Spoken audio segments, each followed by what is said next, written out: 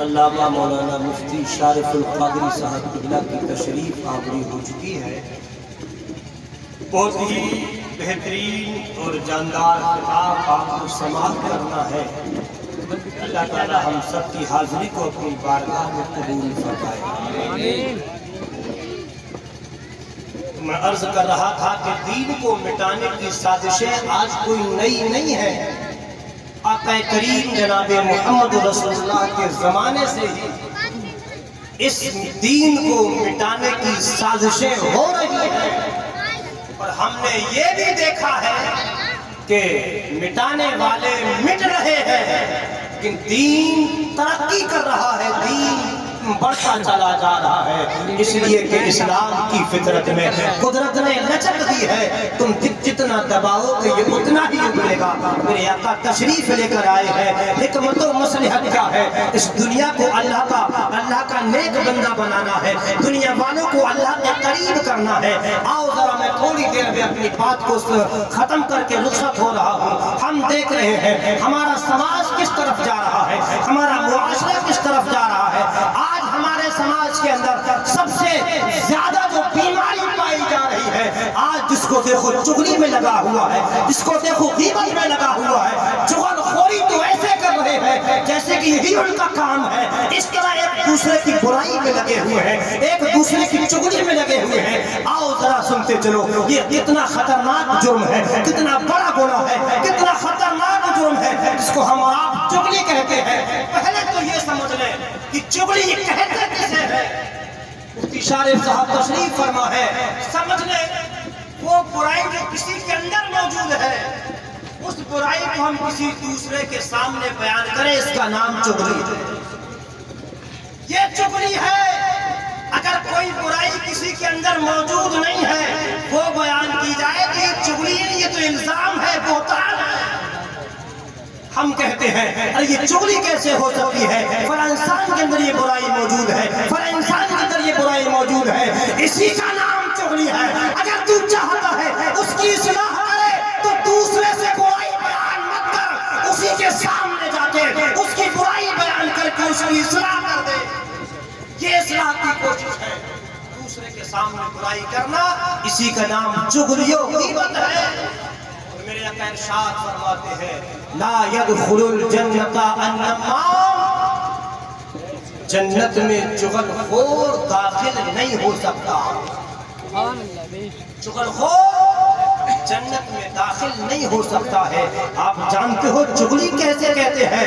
علامہ امام غزالی رحمۃ اللہ علیہ فرماتے ہیں کسی انسان کی برائی کر دینا صرف یہی چغلی نہیں ہے، انسان جو کپڑے پہنتا ہے اس کپڑے کی برائی کرنا یہ بھی چغلی میں داخل ہے۔ انسان جس مکان میں رہتا ہے اس کے مکان کی برائی کرنا یہ بھی چغلی میں داخل ہے۔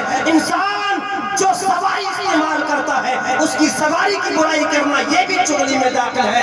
غرض کے انسان کے متعلق جو چیزیں ہیں اگر ہم ان کی برائی کریں گے یہ سب چغلی میں داخل ہے۔ بے شک سبحان اللہ، کیا بات ہے۔ اور جو چغلی کر رہے ہیں وہ کان کھول کر سنے، توبہ کرے۔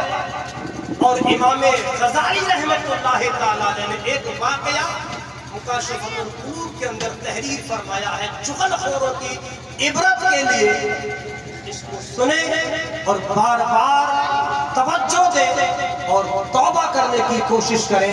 اللہ ہماری توبہ قبول فرمانے والا۔ آمین۔ سب سے پہلے چغلی کرنے والا ابلیس تھا۔ ابلیس جب اس کو اللہ نے اپنی بارگاہ سے مردود بنایا، حضرت آدم کو سجدہ نہ کرنے کی وجہ سے ابلیس کو مردود بنا دیا گیا۔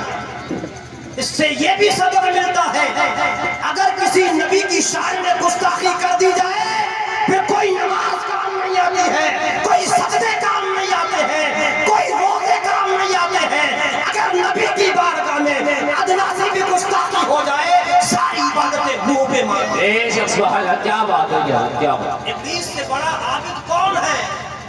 ہم تو نہیں ہو سکتے جتنی اس نے عبادت کی تھی۔ اتنی عبادت کی تھی کہ اگر اس کے سجدوں کو زمین پہ پھیلایا جائے تو زمین کم پڑ جائے۔ جس کو آج ابلیس کہا جاتا ہے یہ فرشتوں کا سردار رہ چکا ہے، فرشتوں کا استاد رہ چکا حضرت آدم کو سجدہ کرنے سے انکار کیا، اللہ نے اس کو مردود بنا دیا۔ امام غزالی فرماتے ہیں ابلیس کو جب مردود بنا دیا گیا، سب سے پہلے اس نے سمندر کی طرف رخ کیا، اور سمندر میں جو مچھلیاں تھیں ان مچھلیوں سے حضرت آدم کی برائی کرنا شروع کی۔ حضرت آدم رضی اللہ عنہ، حضرت آدم علیہ السلام کی برائی اور آپ کی اولاد کی برائی ان مچھلیوں سے بیان کرنا شروع کر دیتا ہے۔ اب یہ برائی، یہ جو باتیں بیان کرتا ہے، یہ برائی حضرت آدم کی کرتا ہے، آپ کی اولاد کی کرتا ہے جو اولاد ہونے والی ہے، تو مچھلیاں بھی یہ برائی ایک دوسرے سے کر رہی ہیں، مچھلیاں یہ برائی ایک دوسرے سے کر رہی ہیں۔ اس وقت تک مچھلیوں کے منہ میں زبان تھی اور ایک دوسرے سے برائی کی۔ اللہ نے اپنا غضب مچھلیوں پہ نازل فرمایا، ایسا غضب نازل فرمایا جس زبان سے مچھلیوں نے ابن آدم کی برائی کی تھی، اللہ نے اسی زبان کو صاف کر لیا، زبان کو ختم کر دیا۔ سبحان اللہ۔ مچھلیوں کے منہ میں اس سے پہلے زبان تھی، اب زبان ختم کر دی گئی ہے۔ کیوں؟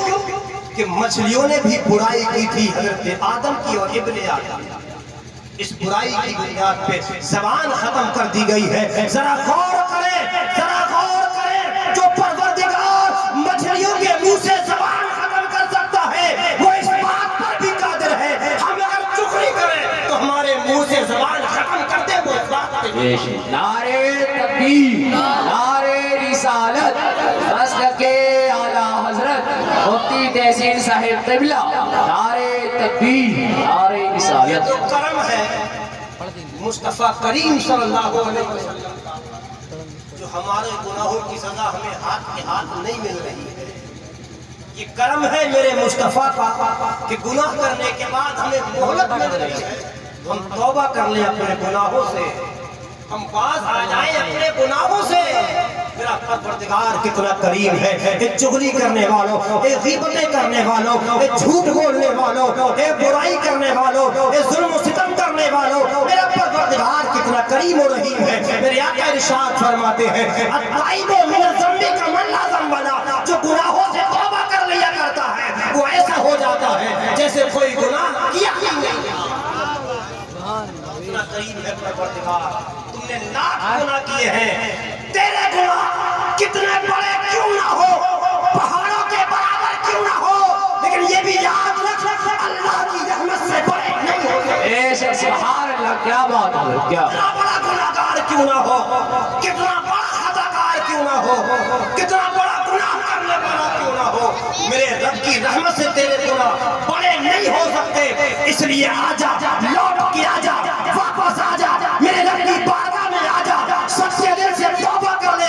میرا رب اتنا کریم ہے، غفور ہے، رحیم ہے، تو ہاتھ اٹھائے گا توبہ کے لیے، تیرے ہاتھ نیچے نہیں آئیں گے، اللہ تیری توبہ قبول کرے۔ سبحان اللہ، سبحان اللہ۔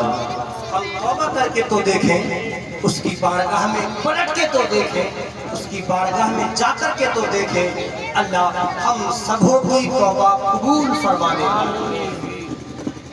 یہ عمل چغلی غیبت کا اتنا خطرناک عمل ہے۔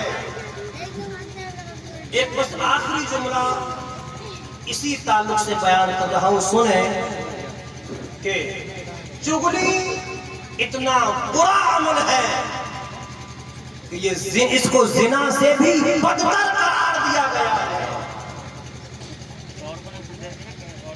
اس لیے کہ اگر تم نے جس کی چغلی کی ہے جب تک وہ معاف نہیں کرے گا اللہ بھی معاف نہیں فرمائے گا۔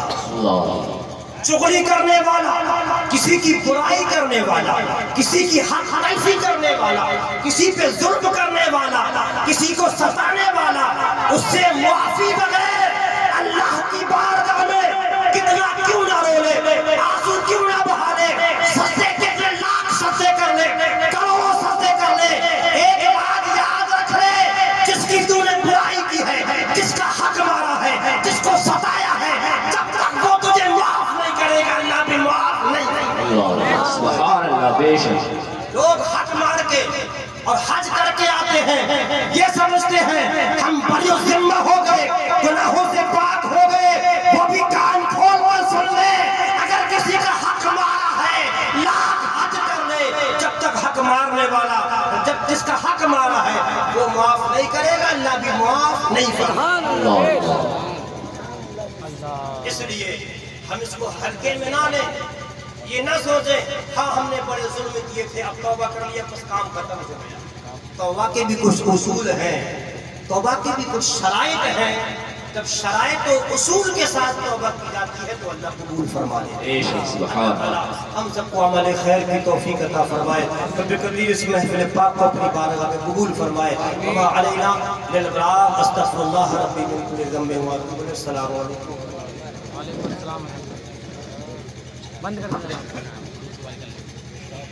سبحان اللہ۔ پہلے الفاظ کو تو